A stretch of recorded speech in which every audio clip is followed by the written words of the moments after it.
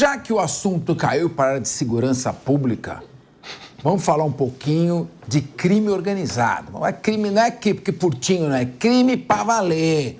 Vamos falar aqui de PCC, da maior organização criminosa do Brasil.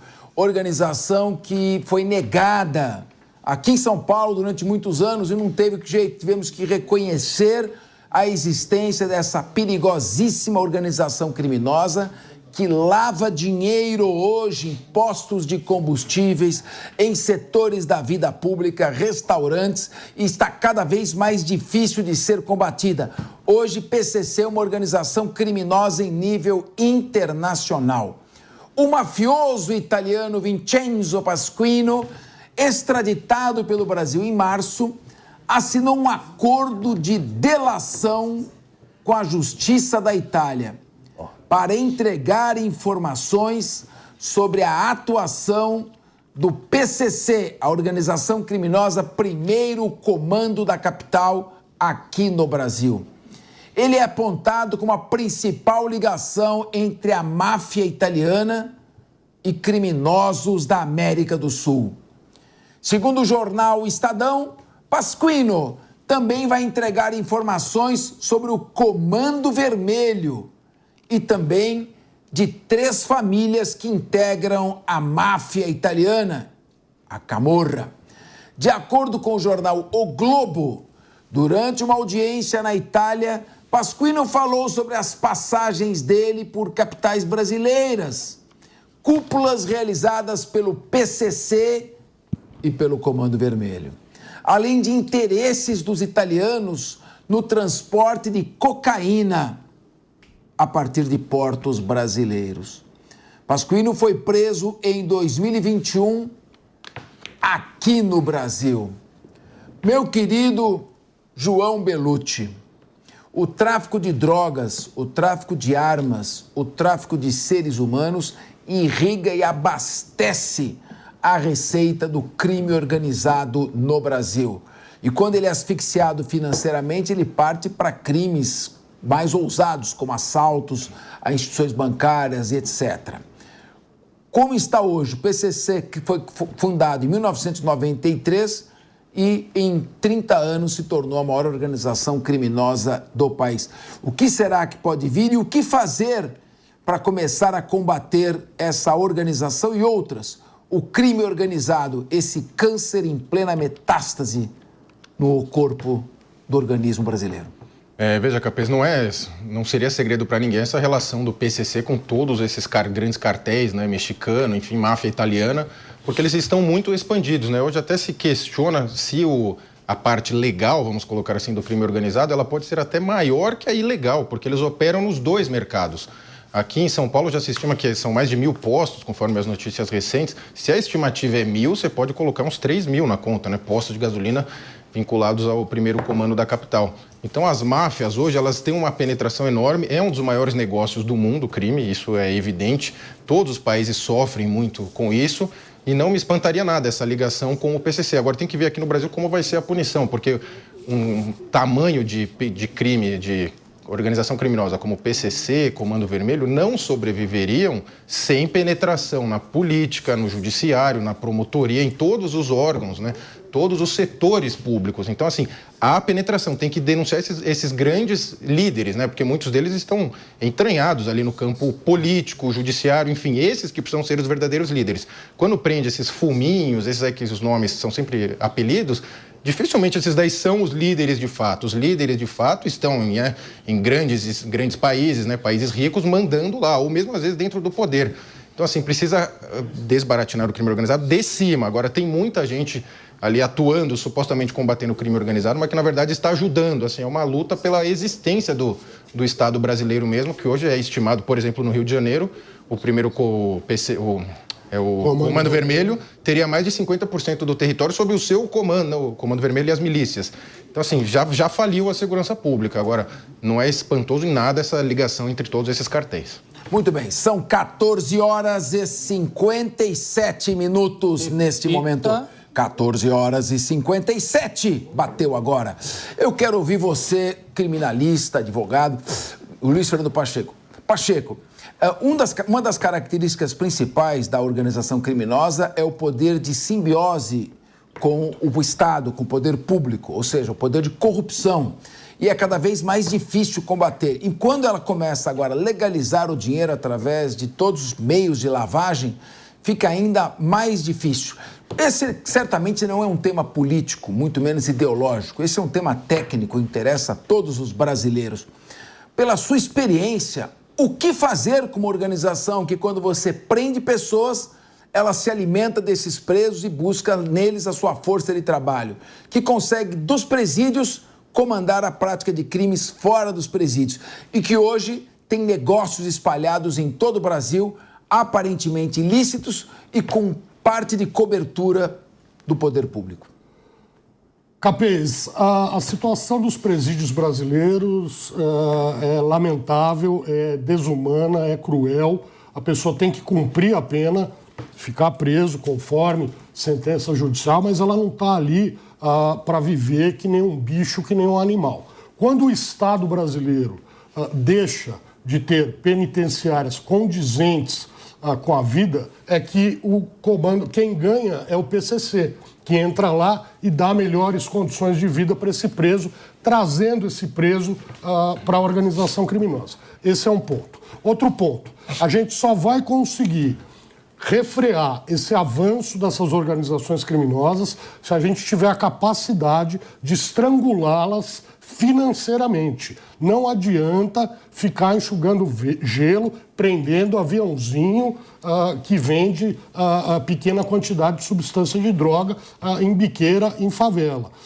Eu fiquei muito satisfeito com reportagem que assisti ontem aqui na Jovem Pan, que mostrava que a polícia de São Paulo, eu que sempre sou um crítico da política de segurança do Derrite, do governador Tarcísio, fiquei feliz em ver que eles foram, que a polícia de São Paulo, num trabalho de inteligência, chegou a alguns dos líderes, dos verdadeiros líderes dessa facção criminosa, que não é esse povo que mora na periferia ou em favela. Fizeram uma operação no Tatuapé, um bairro nobre da Zona Leste de São Paulo, da pujante Zona Leste de São Paulo, que tem apartamentos e condomínios ali caríssimos, e essa gente mora lá. E eles foram pegos ontem. Isso é um avanço. Sobre a questão aí do italiano, do mafioso italiano, ele é calabrês, né? A máfia da Calábria, ela se chama... o calabrês é uma língua ininteligível para nós, que temos na nossa língua aí a origem latim. Eu falo isso porque eu sou filho de calabrês. A máfia calabresa chama-se 'Ndrangheta. A máfia mesmo é a de Nápoles e a Camorra a da Sicília. Então esse daí é um líder da 'Ndrangheta. E uma coincidência histórica que me chama a atenção, Capês, eu era criança, eu era menino, quando o Tommaso Busquetta foi preso aqui na Rua Tabapuã, no Itaim Bibi. Eu lembro.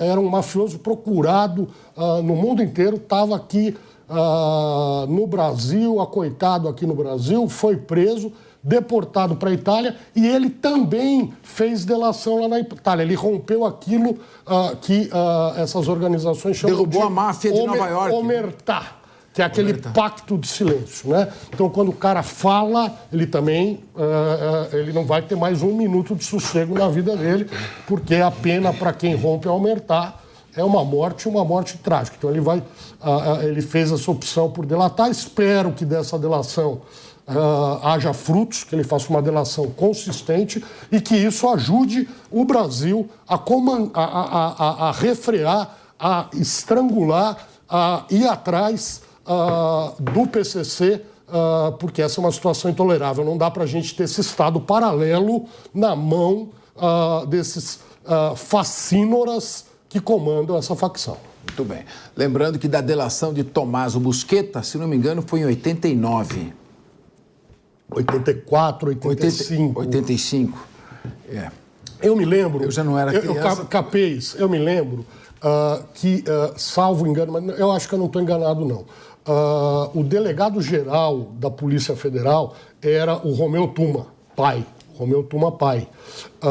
E ele era o começo do governo Sarney. Sim, isso. Né? Na transição entre a ditadura e a democracia. E o Tuma, ele acumulava o cargo de chefe da Receita Federal também. Isso, eu lembro. Polícia Federal e no governo Collor, no governo Collor que ele acumulou as duas. No governo Collor, ele acumulou a Receita Federal e a chefia da Polícia Federal. Quer dizer, tá bom, o Romeu Tuma, você gostasse ou não dele, a verdade é que ele teve uma história grande e importante dentro da polícia.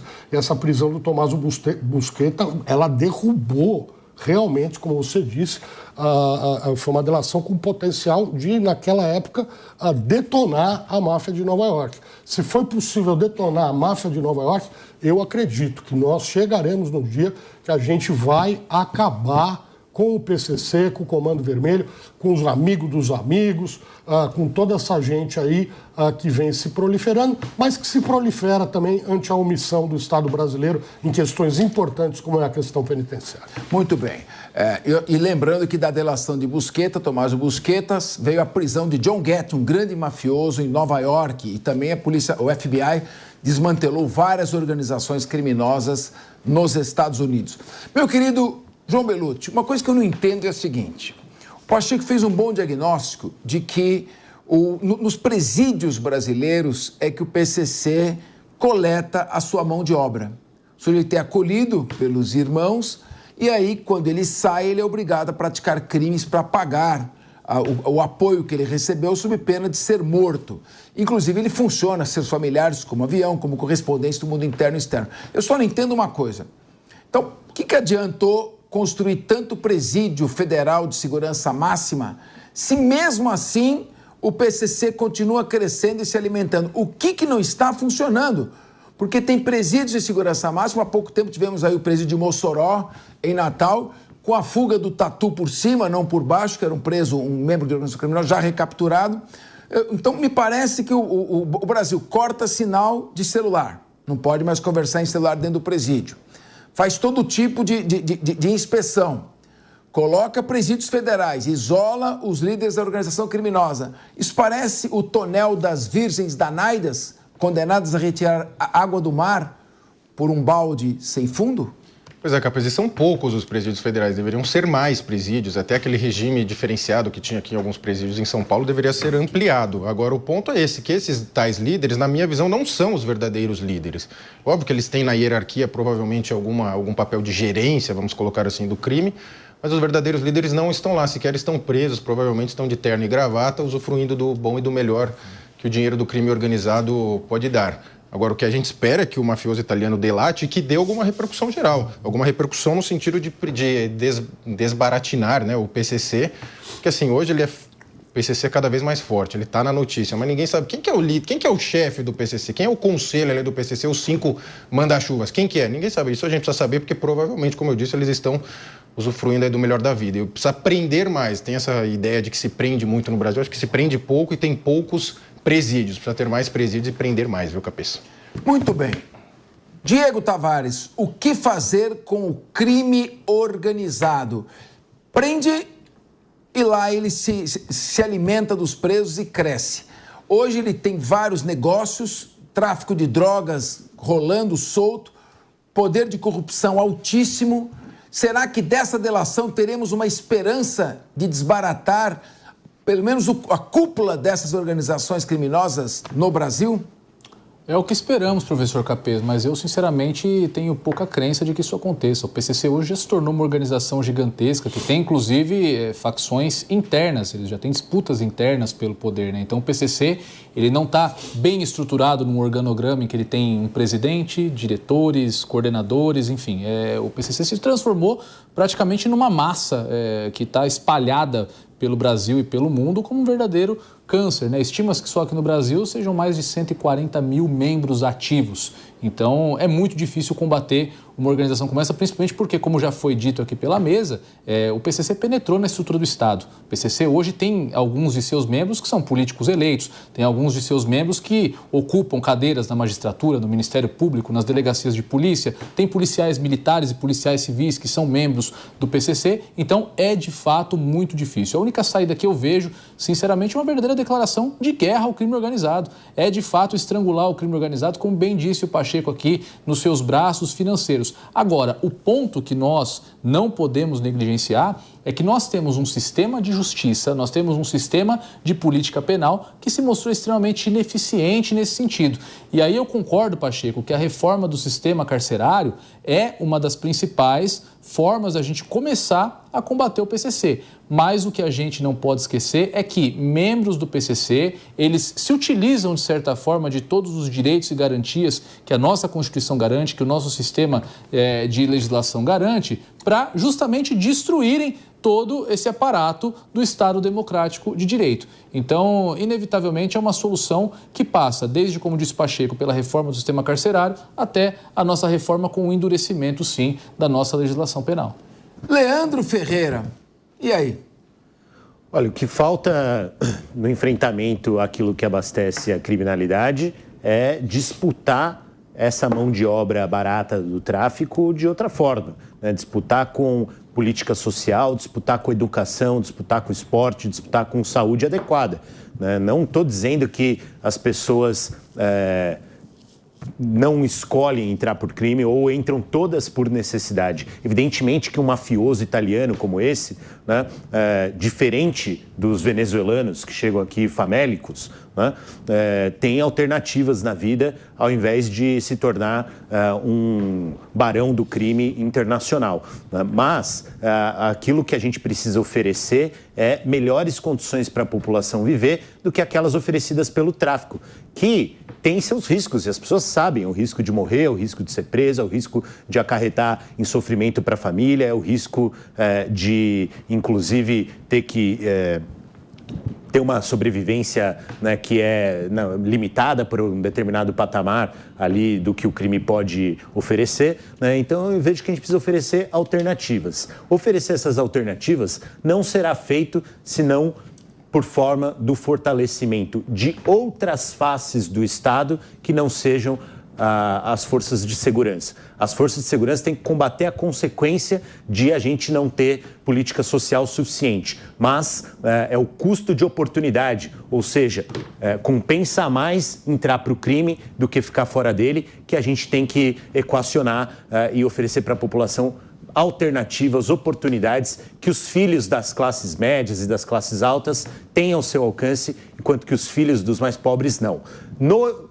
Enquanto isso é construído, e evidentemente não é simples, não é da noite para o dia, que a gente vai ter saúde, educação, trabalho e moradia para todo mundo, mas enquanto isso é construído, é preciso lidar com racionalidade com a política carcerária. E alguém aqui falou na mesa, talvez tenha sido até o próprio Capês, para que tanto presídio? Para formar mais mão de obra para o crime. Eu acho que a gente tem que ter uma discussão séria, como a que o Supremo Tribunal Federal fez em relação à descriminalização de um certo patamar de quantidade de maconha, né, para que a gente não ofereça com maior facilidade para as galerias dos presídios, né, essa mão de obra continuamente. Então, nós temos que trabalhar com um risco-retorno entre garantir algum nível de segurança e garantir mão de obra do PCC. Por isso que está na ordem do dia trabalhar com o desencarceramento. Absurdo, Leandro. Absurdo. Desencarceramento. O Estado falha. Desencarceramento. O Estado falha em ressocializar, falha na custódia dos presos. Vamos Tavares. Soltar os Diego Tavares. Não vamos prender. Nós vamos prender preso perigoso. Não. Nós vamos prender gente perigosa. Vamos construir um presídio só para o crime organizado. Gente que tem que estar presa. O Brasil prende muito e prende mal. Que absurdo, Pacheco. Prende Pelo bem amor de pouco Deus. o Brasil. Exatamente. Prende pouco. Você tem... É o segundo país que mais prende no mundo. Se tem mais crimes, que se prendam mais. Pacheco e Leandro, o PCC, na última Você década... está dando bronca, gente? Mas eu tenho que dar bronca. Leandro. Posso falar? Que negócio é esse? Eu sou parte de uma sociedade que está vulnerável. O principal problema que está sendo discutido nas eleições é a segurança pública. E se você me falar e colocar mais vagabundo na rua, pelo amor de Deus... De não prender por motivo banal. É o seguinte, a gente precisa reconhecer Quem está preso aqui... é o cara perigoso. Exato, Pacheco. E a gente tem que reconhecer aqui quem que é o cara perigoso. Perigoso Porque você é o herdeiro do Porsche. É o herdeiro do Porsche. É o mafioso italiano. Demorou para prender. Tá preso. Demorou para prender. Tá preso. Sabe quem não tá preso? O André do Rap não tá preso. O Leonardo da Vinci não tá preso. Esses foram soltos. Leonardo da Vinci é o seu inventor italiano. Você deveria saber. Você tá aqui defendendo que eles fiquem soltos. São dois chefes do crime organizado. São dois chefes do crime organizado. Diego Tavares, chefes do crime organizado devem ficar presos. E estão soltos. O que a gente está falando é outra coisa. É não ficar prendendo ali o carinha, que é um bobinho, um aviãozinho do E ladrão tráfico. de celular. Esse cara Ladrão não de pode celular ser tem que preso. prender. Desculpa, Pacheco. O cara que não é violento tem que ter penas alternativas. Eu não estou falando que o cara não tem que sofrer sanção. O cara tem que sofrer sanção. É que a gente pensa que só a prisão é uma forma de reprimir o crime. E não é. A prisão é você alimentar, é você dar mão de obra barata para o PCC. É gente. claro, sabe por quê? Porque o Estado é ineficiente em cumprir o papel que a ele cabe. Sim. Um Estado que arrecada demais, Sim. que pesa a sociedade com impostos. Arrecada o que a gente precisa cobrar arrecada e não é que o faz. Estado reconheça, Pacheco, quem são os presos criminosos. Porque a gente tem aqui, de fato, sim, Falei um aqui, preso que é um elogiei verdadeiro, aqui a que é um política verdadeiro Tarcísio inimigo do Estado. Por prender sujeito que mora em cobertura senhores. lá no Tatuapé. Nós temos 3, 4 organizações aqui Eu posso perigosas. concluir o meu raciocínio, porque eu fui violentamente interrompido falou pelo 10 Diego minutos Tavares. aqui. Eu acho que você tinha concluído, mas pode... Eu concluí com a palavra desencarceramento pelo seguinte: se vocês acham que a prisão que não vai oferecer mão de obra para as facções é a prisão modelo da Noruega, a prisão da Dinamarca, paguem a carga tributária desses países. Vocês ficam aqui falando que arrecada demais, 18% a carga tributária. Vai para a Noruega e você vai ver que é 40%. Pelo amor vai de lá. Deus. Vai lá. Lá você não Já paga paga. seguro do carro, você não paga plano de saúde, você não tem que pagar mais Mentira, nada. isso é Pelo amor de mentira. Deus, Leandro. Isso é mentira, Pelo amor- claro Você vai falar que que o pagar. brasileiro paga pouco imposto? Antes que É a isso que você gente está pagar. dizendo aqui? Brasileiro paga pouco O imposto? rico paga pouco imposto. Queria lembrá-los... Rico paga pouco imposto. Queria nesse lembrar país. ao Leandro Ferreira... Tanto que o mundo abraçou a proposta do ministro Fernando Haddad Abraçou. de O mundo não taxação abraçou, não. de grandes O mundo de fortunas. Nárnia que vocês vivem O abraçou. mundo abraçou. Eu O só mundo queria de Bob. lembrar... Eu O gostaria... mundo de Bob abraçou. Por favor, senhores, eu gostaria só de lembrar que estamos falando do PCC e o PCC não paga imposto e tem grandes fortunas e não paga imposto por suas grandes fortunas. Só para fazer uma interpretação autêntica, Leandro Ferreira, não saiu da minha boca a palavra de que não tem que construir mais presídios. Pelo contrário, eu acho que quanto maior o número de presídios, menor o número de presos, de detentos em cada presídio, mais fácil para você exercer o controle, menos promiscuidade entre os presos, menos chance de florescer o crime organizado. Nós temos no Brasil atualmente 852 mil presos, dos quais 208 mil são presos provisórios. Há muito abuso na decretação da prisão preventiva para pessoas que não têm periculosidade, muitas vezes até por delitos de opinião. Então, o Brasil abusa da prisão preventiva além das hipóteses autorizativas do Código de Processo Penal. Isso é um fato. Agora, a colocação do Leandro Ferreira, ela não é descartada. Eu já integrei força-tarefa de combate a crime organizado. Claro que o fator sociológico importa, a injustiça social, a exclusão, a falta de alocação de trabalho e estudo para todo mundo. Claro que é disso que o crime organizado se alimenta, como se fosse uma organização criminosa se alimentando ali das mazelas da sociedade. Agora, organização criminosa se combate com força-tarefa. É autoridade municipal, é Receita Municipal, Federal, Estadual, é Ministério Público Estadual e Federal, Polícia Federal, Guarda Civil, Polícia Judiciária, cada um dentro da sua área de atribuição e com forte apoio do governo federal. Até mesmo nas Forças Armadas, alguns equipamentos de inteligência e informação que as Forças Armadas têm, não ela entrando ostensivamente, mas usando alguns equipamentos dela de informação, se somando a esse esforço. O crime organizado está dragando a economia, não só do Brasil, de todo o mundo, e está, infelizmente, caminhando para consumir o corpo sadio de uma sociedade hoje doente.